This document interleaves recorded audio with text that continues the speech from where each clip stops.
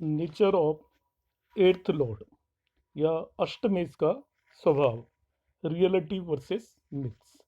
तो reality versus myths किस लिए है ये? क्योंकि ऐसा जनरल परसेप्शन है कि एट्थ लॉर्ड हमेशा ही मेलिफिक होता है, अशुभ फल ही देता है। मगर शास्त्रों में ऐसा मेंशन्ड नहीं है कि एट्थ लॉर्ड हमेशा मेलिफिक ही होता है। लघु पाराशरी से यदि उठाते हैं श्लोक, तो श्लोक बोलता है, अष्टमेश से रिलेटेड ये श्लोक है। इसमें जो इसका पहली लाइन को यदि मैं पढ़ता हूँ, तो फर्स्ट लाइन में इसमें लिखा हुआ है, भाग्य व्याधि पत्येन रंध्रेशो न शुभ प्रदा। तो इसका मतलब है भाग्य व्याधि पत्येन, क्योंकि ये भाग्य भाव जो कि नवा भाव होता है उसका व्यय भाव है। एट्थ हाउस इज द व्यय भाव ऑफ द नाइन्थ हाउस, इसलिए रंध्रेशो मीन्स एट्थ हाउस का जो लॉर्ड है। रंध्र भाव बोलते हैं एट्थ हाउस का, तो उसका लॉर्ड जो हो गया रंध्रेशो, तो वो शुभ नहीं होता। इसमें ऐसा कहीं भी नहीं लिखा है कि वो अशुभ होता है। So it is the twelfth house to ninth house.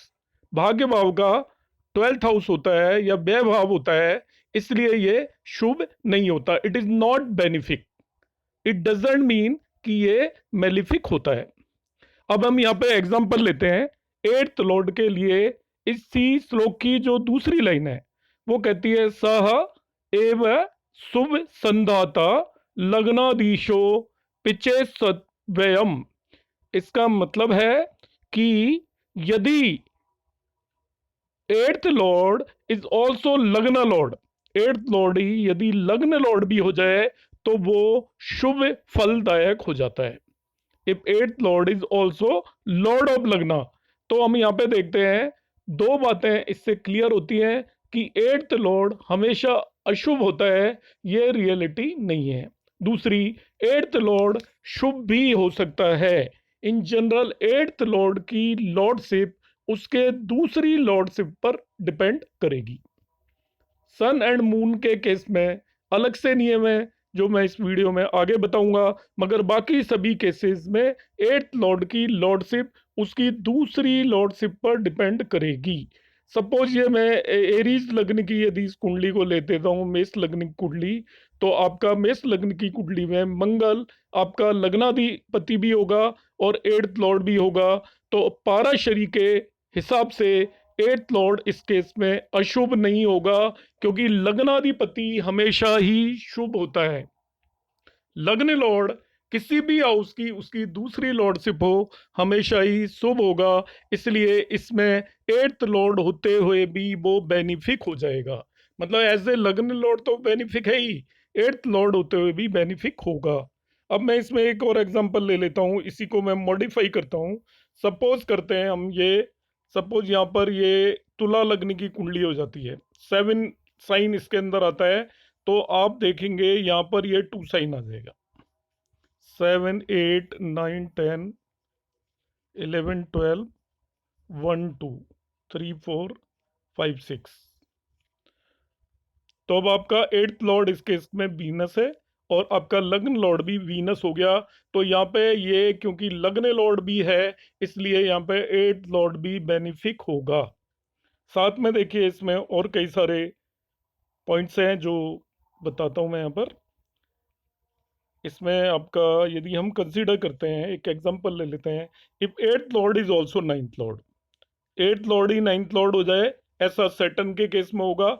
Saturn का सपोज हम यहाँ पे ले लेते हैं, इसमें यदि 10 साइन हो और इसमें 11 साइन हो, आपका 3 साइन की कुंडली है, 3 4 5 6 7 8 9, जेमिनाइन या मिथुन लग्न की कुंडली है। तो eighth Lord is Saturn and ninth Lord is Saturn, तो इस केस में भी ये आपका बेनिफिक होगा। और यहाँ पे बेनिफिक का मतलब है ये आपको अपॉर्चुनिटीज देगा। आप क्लियरली ये नहीं कह सकते कि ये मेलिफिक होगा। यदि किसी केस में eighth Lord also becomes fifth Lord, तो उस केस में भी ये आपका बेनिफिक होगा।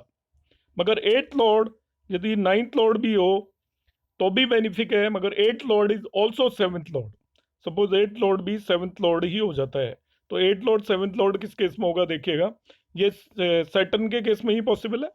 सैटर्न के केस में तब पॉसिबल है कि यहाँ पर आपका 10 साइन आ जाए और यहाँ पे 11 साइन आ जाए। तो एक कर्क लग्न की कुंडली होगी कैंसर की, 4 5 6 7 8 9 10। तो इस केस में एट्थ लॉर्ड और आपका सेवन्थ लॉर्ड दोनों ही सैटर्न है, मगर हमें मालूम है कि सेवन्थ लॉर्ड भी न्यूट्रल होता है। सेवन्थ लॉर्ड यदि सैटर्न है तो वो न्यूट्रल होगा, मेलिफिक है और वो केंद्र का लॉर्ड है तो वो न्यूट्रल होगा।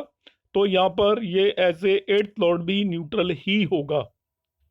तो एक कंसेप्ट बहुत अच्छे से माइंड में हम क्लियर कर सकते हैं कि एट्थ लॉर्ड की लॉर्डशिप कैसी होगी, वो मेलिफिक होगा या बेनिफिक होगा, ये उसके दूसरी लॉर्डशिप पर डिपेंड करेगा। यदि वो लग्न लॉर्ड है तो बेनिफिक हो जाएगा, साथ में वो यदि ट्राइन लॉर्ड है तभी भी बेनिफिक हो जाएगा। मगर वो केंद्र लॉर्ड है तो न्यूट्रल होगा और उसकी दूसरी लॉर्डशिप भी यदि मेलिफिक है तो वो मेलिफिक हो जाएगा। सेकंड लॉर्डशिप यदि मेलिफिक है तो वो मेलिफिक हो जाएगा। जैसे हम देख लेते हैं, यहाँ पर हम बाय द वे कंसीडर करते हैं पाइसेस लग्न की कुंडली, यदि मैं ले लेता हूँ इस केस में, पाइसेस लग्न की कुंडली में ये 12 होगा यहाँ पर, 1 2 3 4 5 6 7 8 9 10 11। तो इस केस में आपका eighth Lord is Venus, that is also third Lord. तो इसकी सेकंड लॉर्डशिप भी मेलिफिक है, इसलिए इस पर्टिकुलर पाइसेस लग्न की कुंडली के लिए एट्थ लॉर्ड वीनस मेलिफिक होगा। अब इसमें एक लास्ट कंसेप्ट बचता है जो मैं बताता हूँ आपको, कि सपोज किसी केस में एट्थ लॉर्ड आपका सन और मून हो जाए। एट्थ लॉर्ड, क्योंकि सन और मून की कोई सेकंड लॉर्डशिप तो होती नहीं है, तो एट्थ लॉर्ड सन हो जाए या एट्थ लॉर्ड मून हो जाए। तो ये सेजिटेरियस लग्न की कुंडली है, आप देख लीजिएगा, इसमें एट्थ लॉर्ड इज मून और वो एट्थ हाउस में ही बैठा है। तो क्योंकि मून और सन के लिए कोई सेकंड लॉर्डशिप अलॉटेड नहीं है, इसलिए यदि वो एट्थ लॉर्ड है तो उन्हें न्यूट्रल माना जाता है। तो moon and sun as eighth lord are considered as neutral, not malefic. तो हमारे तीन मेन कंसेप्ट आए कि जो एट्थ लॉर्ड की लॉर्डशिप है वो उसकी सेकंड लॉर्डशिप पर डिपेंड करेगी। यदि सेकंड लॉर्डशिप बेनिफिक है तो वो बेनिफिक होगा, सेकंड लॉर्डशिप न्यूट्रल है तो एट्थ लॉर्ड न्यूट्रल होगा, और सेकंड लॉर्डशिप मेलिफिक है तो एट्थ लॉर्ड मेलिफिक होगा। In case of sun and moon eighth lord neutral होगा। Thank you.